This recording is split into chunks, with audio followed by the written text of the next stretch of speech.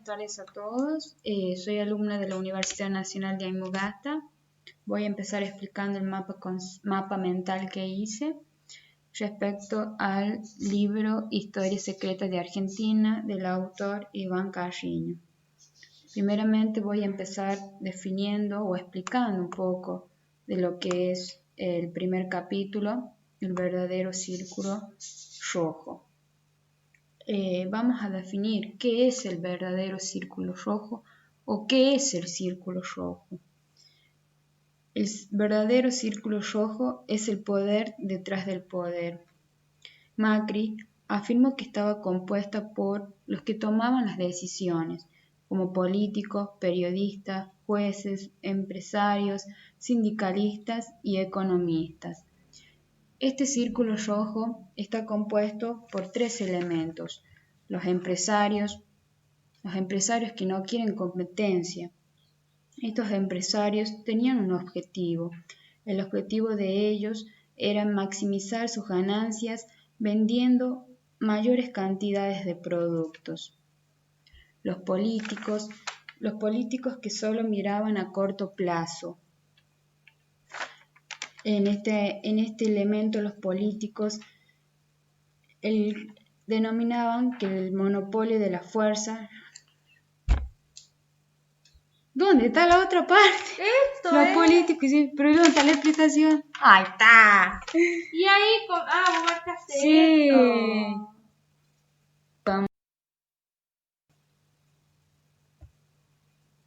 Buenas tardes a todos. Soy alumna de la Universidad Nacional de Antofagasta. Voy a explicar un poco del mapa mental que hice del libro Historia Secreta de Argentina por el autor Iván Carriño. Primeramente voy a explicar el primer capítulo denominado El verdadero círculo rojo. Voy a hablar de lo que es el círculo rojo. El círculo rojo es el poder detrás del poder. Macri afirmó que estaba compuesta por los que tomaban las decisiones, políticos, periodistas, jueces, empresarios, sindicalistas y economistas. Este verdadero círculo rojo está compuesto por tres elementos: los empresarios que no quieren competencia. Su objetivo era maximizar sus ganancias vendiendo mayores cantidades de productos. El siguiente elemento, compuesto por los políticos que solo miraban a corto plazo. Su objetivo era, o lo que ellos prometían a la gente, facilidades de trabajo, lanzamientos de planes, créditos baratos, control de precios. El siguiente elemento, denominado los sindicalistas, que se oponen a la productividad. El poder de los sindicatos persigue un objetivo, es el aumento de salarios. Los sindicatos logran imponer salarios mayores a la productividad. Algunas empresas deben cerrar las puertas. En otras consecuencias, los sindicatos, que es cuando fijan salarios que nada tiene que ver con la productividad, terminan distorsionando todo el sistema económico. Vamos a pasar al siguiente subtema denominado el Estado profundo y el cooperativismo. El Estado profundo opera por encima y por detrás del gobierno democrático.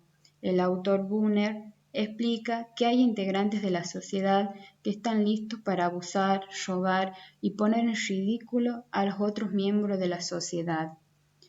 Una palabra clave, el cooperativismo, que es la idea de que la economía debe manejarse de acuerdo a lo que digan las grandes corporaciones, que supuestamente representan la voluntad popular.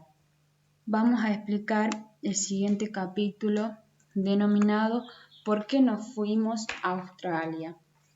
En este capítulo, el siguiente autor toma diferencia a dos países, que es Australia y Argentina, y que considera que Australia tuvo respeto por los derechos de la propiedad, cosa que Argentina no lo hizo. Otros interrogantes que se desprendieron de este capítulo fueron: ¿Por qué nos fue bien? ¿Qué nos pasó? Y de ello se desprenden los siguientes subtítulos, denominados el neoliberalismo de Menem, los controles de precio, el regreso del populismo, nuestro enemigo la inflación, el peronismo y el país de las desmesuras. En el regreso del populismo, con el fin de la convertibilidad, se volvió a abrir la caja Pandora de la emisión monetaria. Néstor Kirchner y luego Cristina buscaron a toda costa rescatar el primer peronismo. En cuanto a los controles de precios, el gobierno genera inflación emitiendo billetes de manera descontrolada y luego, para solucionarlo, lanza controles de precio. Está deteriorando los ingresos de las empresas como así también a las personas. En cuanto a nuestro enemigo, la inflación, en su libro del año 2013, el presidente del Banco Central, Federico Sturzenegger, se puso a buscar las causas de la decadencia de Argentina. Fue desde ese año, desde 1975 hasta 1990, hubo 5 eventos devastadores para la economía y la sociedad argentina, denominados el Rodrigazo, el golpe de Estado del año 1976, la crisis financiera del año 1980, la guerra de las Malvinas, la hiperinflación.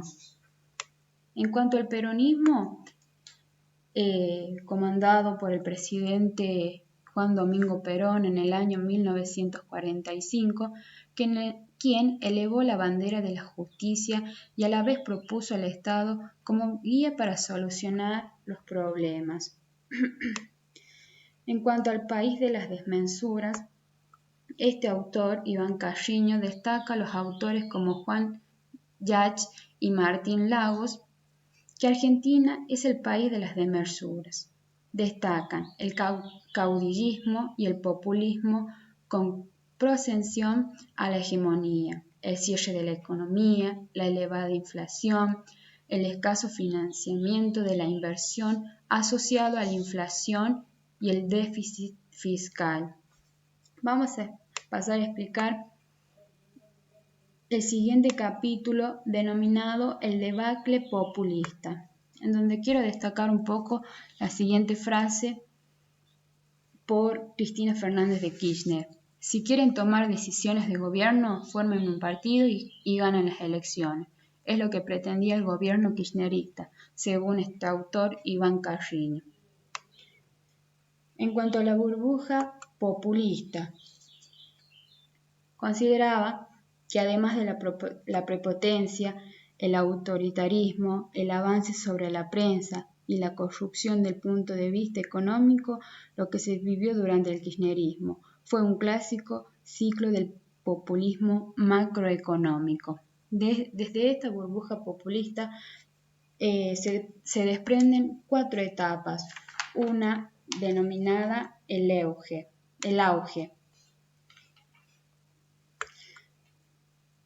Después del desplome del 10% en el PBI del año 2002, la economía se recuperó con fuerza. Durante los 4 años siguientes, desde el año 2003 hasta el 2017, el ritmo de aumento de la producción no bajó del 8% anual. El desempleo cayó de manera rápida y también los niveles de pobreza. Al tiempo que el país se recuperaba, el gasto público aumentaba, lo que estimuló la demanda agregada y el crecimiento de la producción. Luego pasamos a la siguiente etapa denominada los cuellos de botella. En esta etapa, que abarca del año 2016 al 2011, el expansionismo fiscal y monetario comenzó a mostrar los efectos indeseados.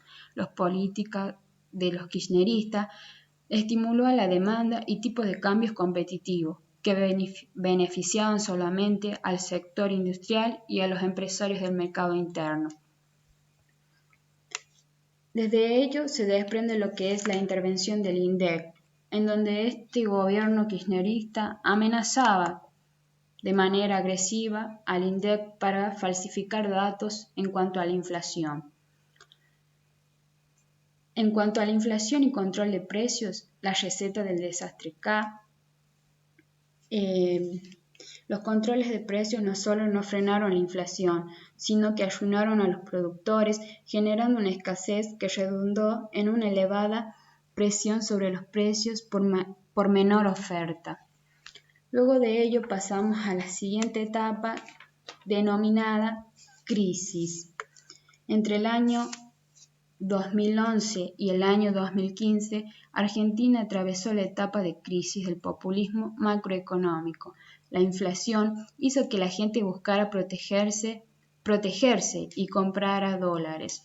Hubo muchos especuladores, ya nadie quiso vender dólares en Argentina a los precios vigentes. En cuanto a la siguiente etapa, denominada la tercerización del ajuste, en esta etapa hay un salto en los precios, se reduce el salario real y se contrae la actividad económica. En Argentina la economía cayó entre el 2,2% y un 2,5% y el salario se redujo en un 6%. Desde ello se desprende el subtítulo denominado El mito del kirchnerismo y los pobres. Esta gestión terminó con más pobreza y una enorme dosis de frustración, prolongando el camino de la decadencia nacional.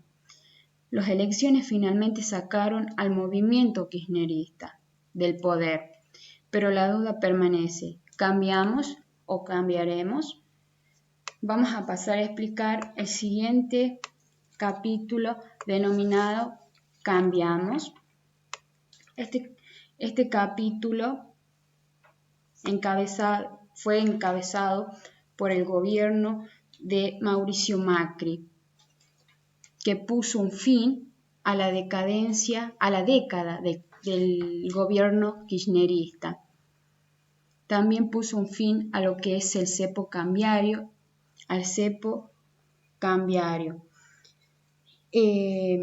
En este capítulo, Macri hacía referencia que el gobierno kirchnerista solo se basaba ayudando a la gente a través de planes y no trabajos. Él lo que pretendía era cambiar esa forma de gobierno, tener su gestión propia y poder también culminar con lo que es el cepo cambiario. A este gobierno se lo denominó como un gobierno de ricos. Luego pasamos al siguiente capítulo denominado El regreso de los charlatanes. En este regreso de los charlatanes es el regreso tanto de los empresarios, de los sindicalistas y los políticos, que pretendían su bien común, su beneficio propio a cuesta de la sociedad. Bueno, espero haya podido cumplir con las expectativas y desearles un excelente día.